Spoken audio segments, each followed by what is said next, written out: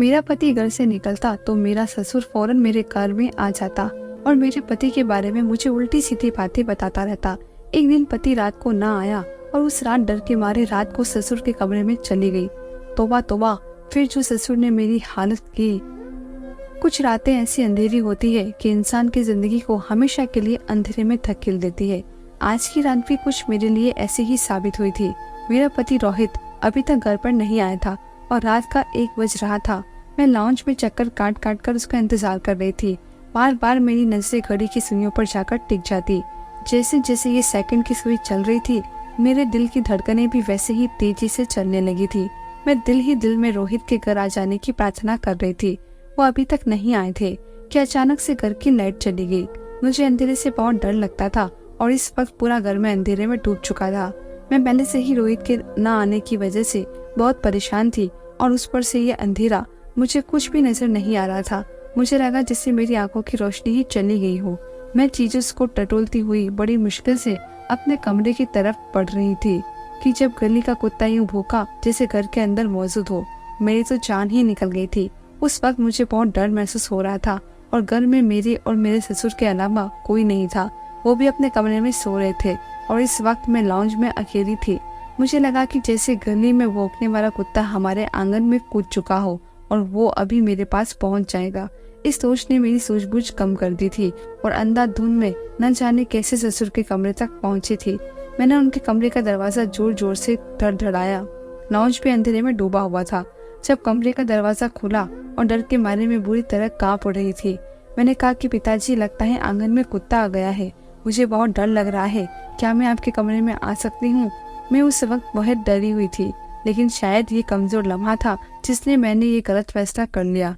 मेरे ससुर ने मेरा बाजू पकड़ा और अपने कमरे की तरफ मुझे खींचा था और साथ ही कमरे का दरवाजा बंद हो गया। उसके बाद जो कुछ मेरे साथ हुआ, औरत अगर पति से कम खूबसूरत हो तो हमेशा दबी दबी से महसूस करती है। मैं भी आजकल उसी दौर से गुजर रही थी।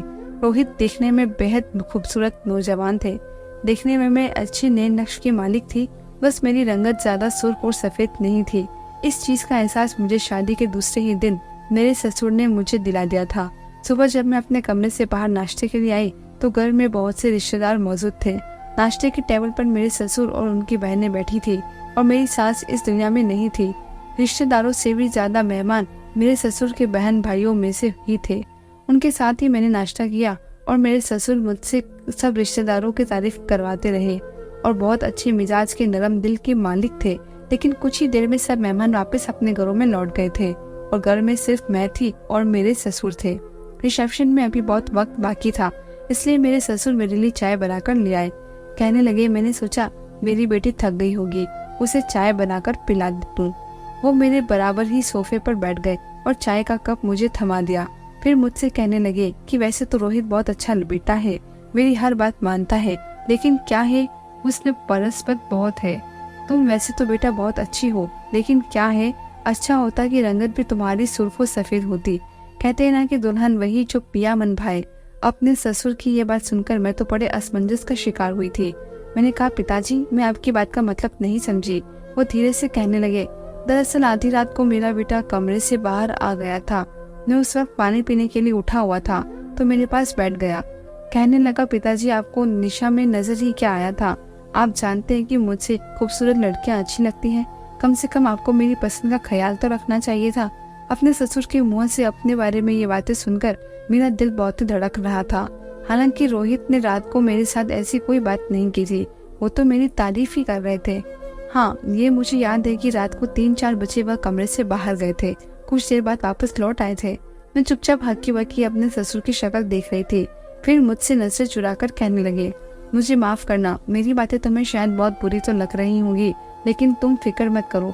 मैंने रोहित को बहुत डांटा है और ये भी कहा है कि तुमसे ऐसी बात ना करे। उसने तुमसे तो ऐसा कुछ नहीं कहा है ना? मैं अपने ससुर के सवाल पर बड़ी मुश्किल से ना में सर हिला पाई थी। मुझे तो रोहित की बात सुनकर शौक सा लगा था। वो अपने पिता से मेरे बारे में बात कर रहे थे। मेरा दिमाग इस बात को कबूल नहीं कर रहा था, क्योंकि रोहित का रवैया रात को मेरे साथ बहुत अच्छा था। मैं अपने ससुर की अगली बात पर चौंकी थी। वो कहने लगे, तुम्हारे सामने शुक्र है कि उसने ऐसी कोई बात नहीं की, क्योंकि मैंने उससे कहा था कि बच्ची है, उसका दिल रखना, उसका दिल ना दुखा देना। अब जो होना था वो तो हो चुका है, लेकिन बहरहाल मुझे नहीं मालूम कि रिश्ते करवाने वाले ऐसा धोखा कैसे कर सकते हैं। बुरा मत मानना बेटा, लेकिन जब मैं तुम्हें देखने आया था तो तुमने मेकअप कर रखा था। उस वक्त मुझे तुम्हारी रंगत बिल्कुल सफेद लगी थी, लेकिन असल रंगत तो। ससुर की बात पर मैं चुप रह गई थी। समझ ही नहीं आ रहा था कि क्या जवाब दूं उनको। हाँ, यह सच है कि जब पहली बार मेरे ससुर मुझे देखने आए थे तो हल्का फुल्का मेकअप मैंने कर रखा था, और आजकल तो हर लड़की ही कुछ ना कुछ सजी सवरी हुई होती है। मेरा रिश्ता जब रोहित से तय हुआ तो मुझे तो ये तसल्ली थी कि ननद और सास मुझे यहाँ नहीं मिलेंगी, जो मुझ पर या मेरे कामों में नुक्स निकालेंगी। लेकिन मुझे नहीं मालूम था कि शादी के अगले रोज ही मेरे ससुर मेरे कमी गिनवाना शुरू कर देंगे। बहरहाल मेरे दिल तो बेचैन सा होकर रह गया। जैसे ही शादी गुजरी, रिसेप्शन भी गुजर गया और शादी के दूसरे रोज ही मैंने किचन का काम भी संभाल लिया, क्योंकि घर में सिर्फ मेरे पति और ससुर थे। मेरे ससुर भी बहुत अच्छे मिजाज के थे, प्यार से हर बात समझाते थे, लेकिन वो जो बातें मुझे रोहित के बारे में बताते थे वो मुझसे बर्दाश्त नहीं हुई थी। जैसे ही रोहित ऑफिस जाते, मेरे ससुर फौरन से मेरे कमरे में आ जाते। मैं उस वक्त रोहित की बिखरी चीजें समेट रही होती तो कमरे के दरवाजे पर दस्तक होने लगती। दरवाजा खुल जाता है। मेरे ससुर हंसते मुस्कुराते हुए कमरे में दाखिल हो जाते, फिर कहते हैं जल्दी से नाश्ता बना दो, फिर हम दोनों मिलकर बातें करेंगे। वही दोस्ताना अंदाज में बात करते। मैं थकान और नींद के बावजूद उन्हें ये तक न कहती कि मैं कुछ देर आराम करना चाहती हूँ। जो चीज मेरे लिए उलझन का शिकार थी वो ये थी कि मेरे घर में हर वक्त मेरे साये की तरह वो रहते थे। मैं किचन में काम कर रही होती तो मेरे सर पे खड़े हो जाते थे। खाना बनाती तो मुझे टोकते रहते कि ऐसे नहीं ऐसे बनाओ, रोहित को इस तरह का खाना नहीं पसंद, तुम जैसा बनाती हो। फिर कहते हैं कि एक तो तुम रोहित को वैसे ही शक्ल से पसंद नहीं, और अगर अब तुमने पिया की मैदे को भी पार न किया तो कैसे दिल तक पहुंचेगी। कभी कहते हैं कि रोटी गोल नहीं बनती, रोहित तो तुम्हारी रोटी देखकर खाना छोड़ देगा। हर वक्त अगर कोई सर पे सवार रहे तो इंसान झुंझलाहट का शिकार हो जाता है। मैं भी ससुर के रवैये से परेशान हो चुकी थी, लेकिन एक बार जो कुछ मेरे साथ हुआ था, दिमाग काम करना छोड़ गया था।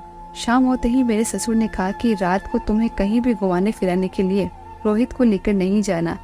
जाहिर है कि भाई तुम उसे पसंद नहीं हो, लेकिन तुम्हारे भी कुछ अरमान होंगे, तुम भी घर में बहुत कुछ सोच कर आई होंगी, बड़े ख्वाब सजाए होंगे। चलो तुम तैयार हो जाओ, मैं तुम्हें मॉल लेके जाता हूँ, कुछ शॉपिंग कर लेना। बस वो कहने को लिए मेरे ससुर थे, लेकिन लगता था जैसे पूरी सांस हो।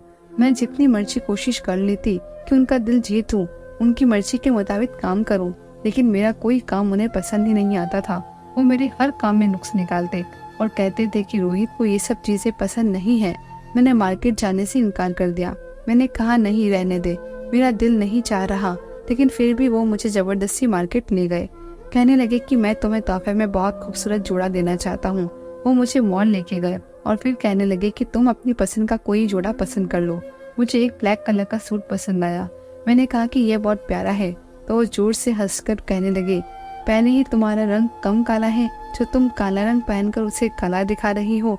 उन्होंने मुझे लाइट फिरोजी रंग का जोड़ा लेकर दिया। ये रंग बिल्कुल अच्छा नहीं आया, लेकिन मैं चुप हो गई। मेरे ससुर कहने लगे जैसी तुम्हारी रंगत है उस पर लाइट कलर ही अच्छे लगेंगे। अभी वो ये बातें कर ही रहे थे कि जब मैंने सामने ही शॉप में रोहित को एक लड़की के साथ देखा। मेरे तो होश उड़ गए। मेरे ससुर ने भी उसे देख लिया था। रोहित के साथ जो लड़की थी वो बेहद खूबसूरत किस्म की थी। उसे देखकर मेरे ससुर कहने लगे, देख लिया तुमने रोहित को? मैंने तो तुमसे कहा था ना कि यह हुस्न परस्त है, जहाँ भी इसे खूबसूरत लड़की मिलेगी ये वहीं जाएगा। सामने रोहित हंस हंस कर उस लड़की से बातें कर रहा था और ये देखकर मेरे आंसू टिप टिप बहने लगे।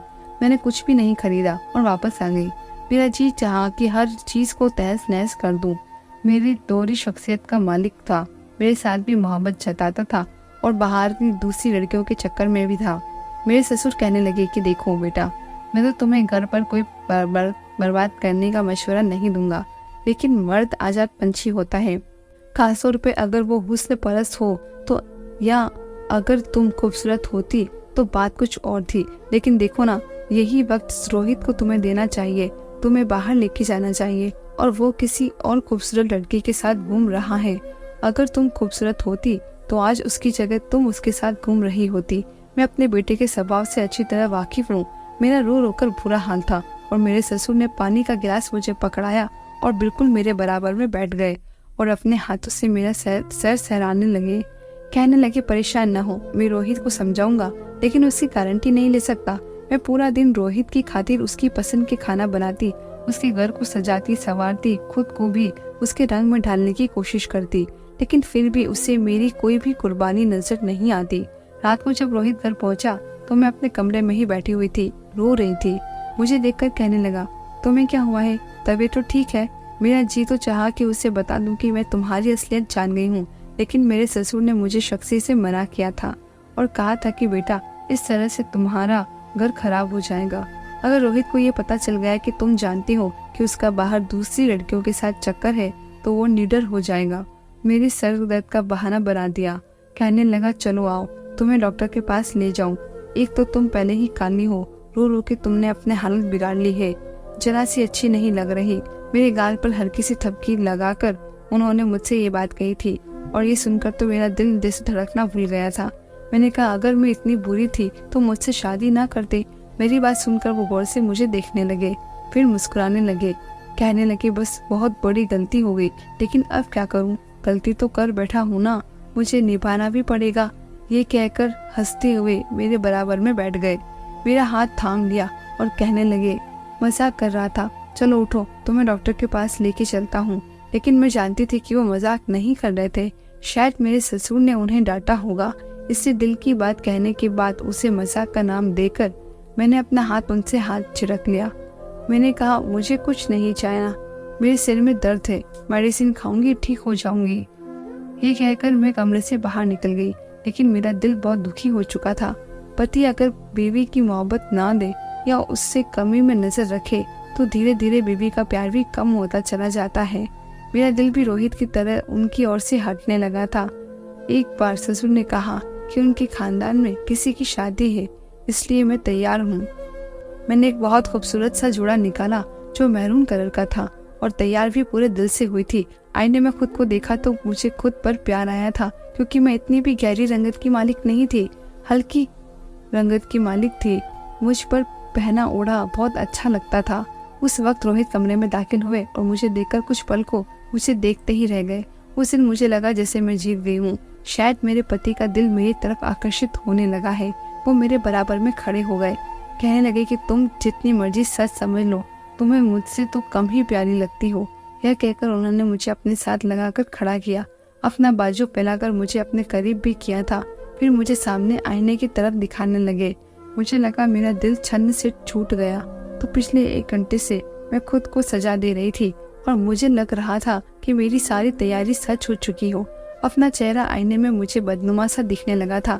शायद मेरे ससुर सही कहते हैं, दुल्हन वही जो पिया बन पाए। मैं फौरन से रोहित के पीछे हट गई, गुस्से से अपने गहने उतारने लगी।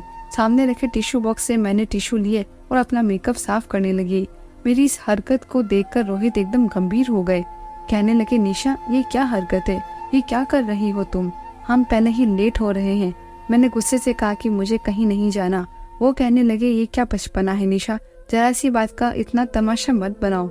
मैंने कहा कि मुझे वहाँ जाकर भी अपना मजाक नहीं उड़वाना, क्योंकि मैं तो आपके साथ अच्छी लगती ही नहीं। आपको लड़कियों की कमी थोड़ी है, बहुत खूबसूरत लड़की आई होगी वहाँ पर, किसी के साथ भी अपना दिल बहला दीजिएगा। मेरा ये कहना था कि एक जोरदार थप्पड़ रोहित ने मेरे मुंह पर मारा था। मैं इसके लिए बिल्कुल भी तैयार नहीं थी। मुझे रोहित से ऐसी उम्मीद हरगिज नहीं थी। कहने लगे कि क्या समझ रखा है तुमने मुझे, कैसी बातें कर रही हो तुम। मेरे साथ रोहित का बोलने का अंदाज इतना बुलंद था कि हमारी आवाज बाहर तक जा रही थी। मैंने कहा कि मेरे सामने खुद को शराफत का निवादा मत उड़ाया करो। क्या किया है मैंने? अच्छी तरह से मैं जानती हूँ कि मैं भी बर्दाश्त कर करके थक चुकी हूँ। आज जैसे मेरा सबर का बांध टूट चुका है। उन्होंने मुझे बाजू से पकड़ा और मेरे बाजू को दबोच के रख दिया। मैं करार रही थी। मैंने देखा कि मेरा बाजू छोड़ो। वो कहने लगे, नहीं, पहले बताओ ऐसा क्या देखा तुमने मुझे जो तुम मेरे किरदार पर बात कर रही हो। मैं भी तुम्हारे किरदार पर उंगली उठा सकता हूँ, समझी? बहुत कुछ जानता हूँ तुम्हारे बारे में, लेकिन चुप हो, बर्दाश्त कर रहा हूँ तुम्हें। उसकी जुबान पर ये सुनकर तो मुझे लगा कोई आसमान मेरे सिर पे गिर गया हो। बस इसी चीज की कमी रह गई थी। मैंने कहा, रोहित, मुझे छोड़ो। वो गुस्से से सुर्ख आंखों से मुझे देख रहा था। कहने लगे, मेरे सब्र का इम्तिहान मत लो। ना जाने कैसे मैं तुम्हें बर्दाश्त कर रहा हूँ। 10 मिनट दे रहा हूँ, तुम्हें तैयार होके बाहर आओ। जिस तरह से वो दहाड़कर मुझ पे बोल रहे थे। कमरे के दरवाजे पर दस्तक होने लगी। उन्होंने मेरा बाजू छोड़ा और कमरे का दरवाजा खोल दिया। मेरे ससुर बड़े परेशान होकर कमरे में दाखिल हुए थे। कहने लगे, क्या हो रहा है? क्या मैं ये शरीर घराने का तौर तरीका है? तुम दोनों की लड़ने की आवाजें मोहल्ले के 4 घरों तक जा रही है। ससुर भी शायद गुस्से में थे। रोहित कहने लगे, समझा दे इसे, अगर इसने इस तरह की बदतमीजी की तो मैं बहुत बुरा पेश आऊंगा। इसके साथ रोहित कमरे से बाहर चले गए और ससुर मेरे पास आए। कहने लगे, क्या बात है? मैंने रोते हुए कहा कि हर वक्त मुझे ताने देते रहते हैं। अगर मैं इतनी ही नापसंद थी तो मत करते मुझसे शादी। मेरी जिंदगी क्यों बर्बाद बना दी है?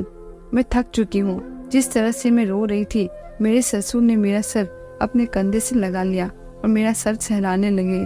कहने लगे, चुप हो जाओ, ये तो है ही। मैं समझता हूँ और मैं चाहता हूँ कि तुम दोनों का घर बस जाए, लेकिन मुझे कुछ नजर नहीं आ रहा। देखो बेटा, मर्द तो कभी भी समझौता नहीं करता, औरत को ही झुकना पड़ता है। तुम्हें ही हर हाल में झुकना पड़ेगा और तुम्हें सब्र करना पड़ेगा। मैं पढ़ी लिखी थी, अच्छे घराने से मेरा ताल्लुक था। इसके बावजूद मैं रोहित के हर बात पे साथ देती थी, लेकिन फिर भी अगर उन्हें मुझसे नुक्स ही नजर आती थी तो मैं क्या कर सकती थी? मेरे ससुर ने कहा कि फिलहाल तुम तैयार हो जाओ, खामखा बात बढ़ जाएगी। मैं दोबारा से बिना मन के तैयार हुई थी। शादी पर भी मैं चुपचाप एक कोने में बैठी रही। रोहित मुझे घूर के देख रहे थे। कुछ दिन तो हम दोनों ने आपस में बातचीत ही नहीं की, मगर वो कमरे से बाहर नहीं आए। फिर मैं मेन गेट तक पहुंच गई। मैंने पूछा, कौन है?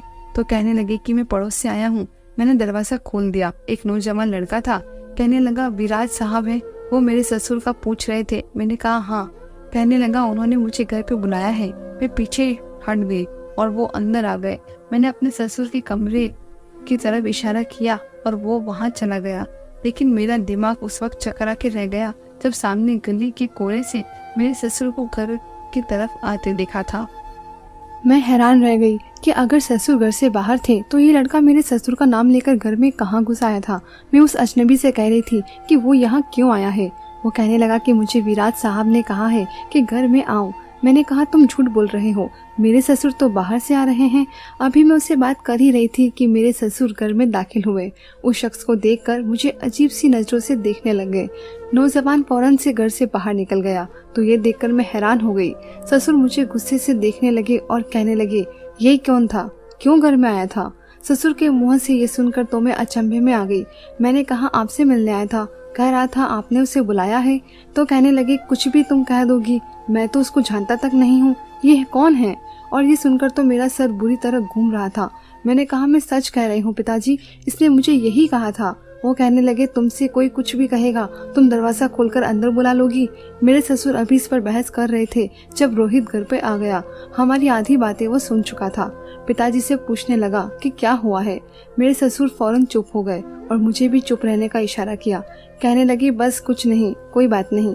रोहित के बहुत पूछने पर भी वो कुछ ना बोले। रोहित कहने लगा कि वो बातें सुन चुका है, कौन आया था। मगर मेरे ससुर ने कहा कि तुम छोड़ो, मैं हूं ना, मैं बात को संभाल लूंगा। रोहित मुझे घूरता हुआ कमरे में चला गया। मेरे ससुर ने कहा, उससे कुछ मत कहना, मैं नहीं चाहता कि तुम्हारा घर खराब हो जाए। इस बात को अभी 2-3 दिन ही गुजरे थे कि रात को रोहित नहीं आया। मैं बेहद परेशान थी। फिर लाइट भी चली गई। मजबूरन मुझे अपने ससुर के कमरे में जाना पड़ा। लेकिन जैसे ही मैं अपने ससुर के कमरे में गई, मुझे लगा किसी ने मुझे अपनी बाहों के हिसार में ले लिया हो। मैं अच्छी तरह समझ नहीं पा रही थी कि उसी वक्त कमरे की लाइट रोशन हुई और मैंने देखा मेरे ससुर बेड पर पड़े बेसुध सो रहे थे और वही लड़का मुझे जकड़े हुए था जो मेरे ससुर का कह के घर में घुस आया था। ये देखकर तो मेरी जान ही निकल गई थी। मैं उससे अपने आप को छुड़वा रही थी कि उसी वक्त रोहित कमरे में दाखिल हुए और ये सब देखकर तो रोहित ने लड़के को मारना शुरू कर दिया। मेरे ससुर भी उठकर बैठ गए। कहने लगे, उसी नौजवान ने तुम्हारी बीवी ने मिलकर मुझे बेहोश कर दिया था। अच्छा हुआ कि तुम रंगे हाथों इसको पकड़ चुके हो। ससुर की बात सुनकर मैं हैरान हो गई। मैंने कहा, ये आप क्या कह रहे हैं पिताजी? वो कहने लगे, बस उसी दिन को मैं कहता था रोहित कि इस लड़की से शादी मत करो, मेरी भतीजी से कर लो, लेकिन तुम्हें तो अपनी मर्जी करनी थी। देख लिया इस लड़की से शादी का नतीजा। मैं अपने ससुर की सारी साजिश को अपसा के समझ रही थी। लड़का तो भाग चुका था। शायद मेरे ससुर ने ही उसे किराए पे बुलाया था। रोहित के दिल में मेरे लिए नफरत डालने के लिए मेरे पति ने मेरे भाई को फोन किया और बोला कि अपनी बहन को आकर ले जाओ, लेकिन मैंने रोहित को सारी बात बता दी। मैंने कहा कि पिताजी ही मेरे दिल में तुम्हारे लिए गलत बातें डालते रहे, मेरा कोई कसूर नहीं है। तुम जिसे चाहो मुझसे कसम उठवा लो, मैं इस शख्स को नहीं जानती। रोहित ने कहा ठीक है, मैं कल उस लड़के को ढूंढकर सच्चाई उगलवा लूंगा। कहने लगा तुम झूठी हुई तो मैं तुम्हें वहीं तलाक दे दूंगा। अगले रोज रोहित ने उस लड़के को ढूंढ भी लिया और उसे मार मार कर सच बोलने के लिए कहा, तो उसने मेरे ससुर की सारी मंसूबा उसे बता दी। रोहित ने मुझे किसी दोस्त की शादी में देखा था तो अपने बाप से जिद करके मेरे लिए रिश्ता भेजा था और मेरे ससुर अपनी भतीजी को लाना चाहते थे। ये सारा खेल भी उन्होंने इसलिए रचाया था ताकि रोहित मुझे छोड़ दे और वो उसकी शादी अपनी भतीजी से कर ले। कौन कहता है कि साजिश सिर्फ सास ही बहू के खिलाफ करती हैं। कभी कभी यह काम तो ससुर भी अंजाम दे देते हैं। धन्यवाद दोस्तों।